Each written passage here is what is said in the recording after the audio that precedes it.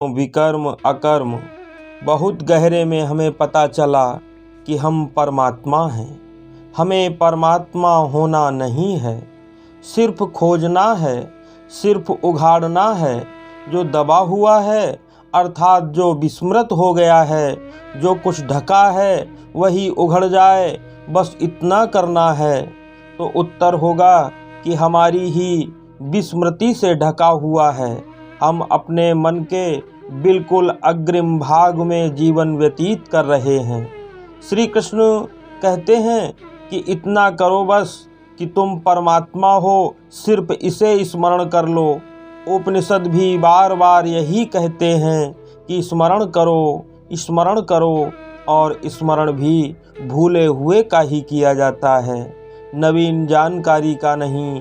हम कौन हैं हम, सिर्फ इसी को याद करना है। जो बात हम भूल गए, हमने कुछ खो नहीं दिया है, बल्कि कुछ भूल गए हैं। कुछ होना नहीं है, केवल विस्मरण हुआ तथ्य स्मरण करना है। उसी क्षण सोहम हो जाएगा। स्मरण की प्रक्रिया में न कुछ काटना है, न कुछ जोड़ना है, न हमें कुछ होना है और न हम कुछ अन्यथा हो गए। हम जो थे वही हैं, बस विस्मरण के अतिरिक्त और कोई पर्दा नहीं है। श्री कृष्ण के गीता उपदेश का सारा आधार उपासना है। उपासना का अर्थ है दृष्टिकोण बदलना। इसीलिए उपासना का आधार स्मरण है, भूले हुए यथार्थ का स्मरण। स्मरण का अर्थ ये नहीं है कि मैं कुछ रटूं, मैं कुछ याद करूं जैसा आज है। स्मरण का गहरा अर्थ अकर्म है। इसीलिए पूरी की पूरी गीता अकर्म पर आधारित है। अकर्म का अर्थ संसार छोड़कर भागना नहीं है, क्योंकि छोड़ना और भागना भी कर्म है। इसीलिए कुछ छोड़ना, पकड़ना, भागना अकर्म नहीं हो सकता। ज़्यादातर यही समझा गया कि दुकान मत करो, काम मत करो, घर में ना रहो, भाग जाओ सब छोड़ करके। पूज्यपाद निखिलेश्वरानंद गुरुदेव जी एक बार कह रहे थे अपने प्रवचन में कि गृहस्थी को छोड़ना नहीं है, उसी में जूझ कर पूर्णता प्राप्त करनी है। किंतु श्रीमद् भगवद गीता का भी उपदेश जूझना ही है। इस देश की परंपरा भागना रही है, त्यागना रही है, किंतु श्री कृष्ण भागने की बात बिल्कुल नहीं कर रहे हैं। बड़ा आश्चर्य होता है कि लंबी परंपरा भी अंधी हो सकती है क्या? यह भी तो देखना चाहिए कि जो अकर्म की बात कर रहा है वह स्वयं घोर कर्म में खड़ा है। अतः अकर्म का अर्थ भागना नहीं हो सकता।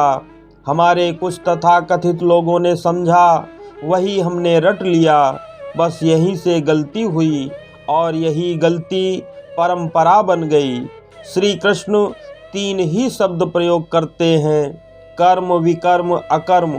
श्री कृष्ण कर्म उसे कहते हैं जिस क्रिया में स्वयं कर्तापन का अभिमान है, यानी ईगोसेंट्रिक एक्टिविटी, यानी मैं करता हूँ, मैं कर रहा हूँ।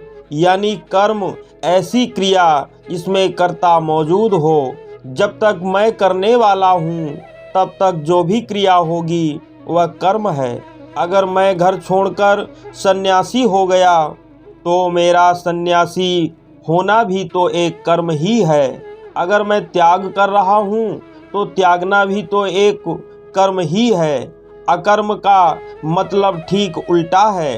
अकर्म का मतलब है ऐसा कर्म जिसमें कर्ता मौजूद ना हो, जिसमें मैं कर रहा हूँ ऐसा कोई बिंदु मौजूद ना हो। अगर मैं कर रहा हूँ ये खो जाए तो वही कर्म अकर्म हो जाएगा। कर्म का अकर्म होने के लिए कर्ता को खो जाना पड़ेगा। ऐसा ही श्री कृष्ण का मंतव्य है। इसीलिए श्री कृष्ण का कोई भी कर्म अकर्म है। मजे की बात तो तब है कि कर्म और अकर्म के बीच में कर्म को स्थान है। विकर्म दोनों के बीच में खड़ा है। विकर्म का मतलब विशेष कर्म, मतलब टोटली बीइंग, यानी अपने आप हो रहा है। विकर्म में न कर्ता है न कर्म है, फिर भी क्रियाएं हो रही हैं, यही विकर्म है।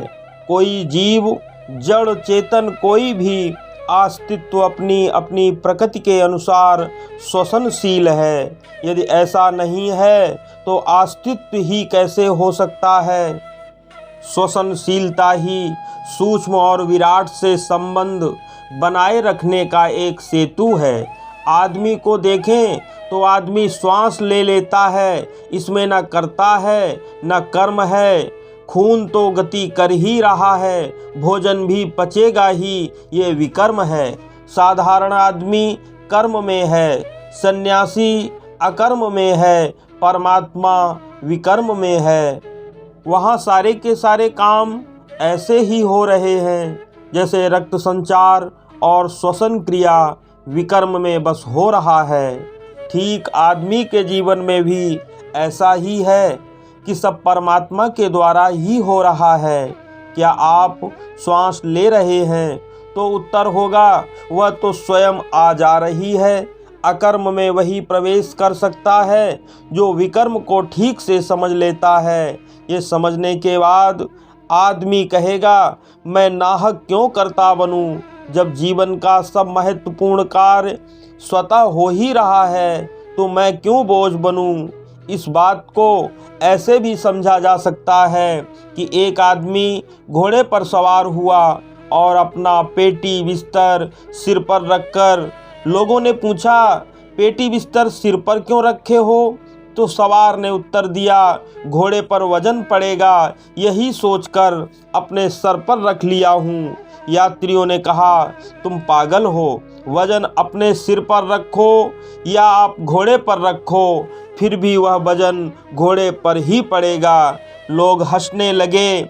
मैं जानता था कि तुम संसारी हो, जबकि सवार वास्तव में सन्यासी था। उसने यात्रियों से पूछा, तुमने जिंदगी का बोझ कहाँ रखा है? अपने सिर पर रखा है या परमात्मा पर छोड़ दिया है? यदि तुमने अपने सिर पर भी रखा है तो भी वह वजन परमात्मा पर ही है।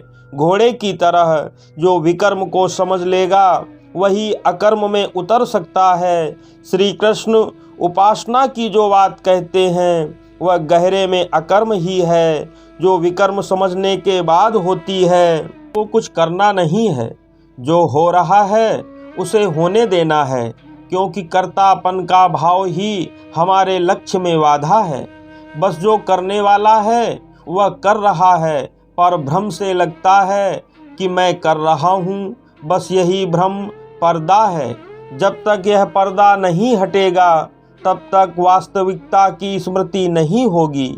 बैठकर राम राम दोहराने से क्या होगा, क्योंकि यह दोहराना भी तो आपका कर्तापन ही है। अतः कर्तापन का मिट जाना, होना ही होना प्रारंभ हो जाना अकर्म है। विकर्म की समझ का नाम प्रज्ञा है। जो विकर्म को समझ लेगा वो अकर्म में चला जाएगा। श्री कृष्ण तो सीधा कह रहे हैं कि मैं जैसा कुछ होता ही नहीं, सब परमात्मा ही है। अतः यह मैं परमात्मा ही कर रहा है। यह सारा खेल, यह सार महाभारत मैं ही कर रहा हूँ। अर्जुन, तू घबरा मत, क्योंकि जिन्हें तू मारेगा वह मेरे द्वारा पहले ही मारे जा चुके हैं। बोलने वाले श्री कृष्ण पहले ही मैं के स्तर से ऊपर जा चुके हैं, ब्राह्मण हो चुके हैं, व्यापक हो चुके हैं। इसीलिए वे कहते हैं जो तुम्हें जिंदा दिखाई दे रहे हैं वे सब मर चुके हैं, उसमें तू निमित्त मात्र भर है और सब कुछ मेरे ऊपर छोड़ दे।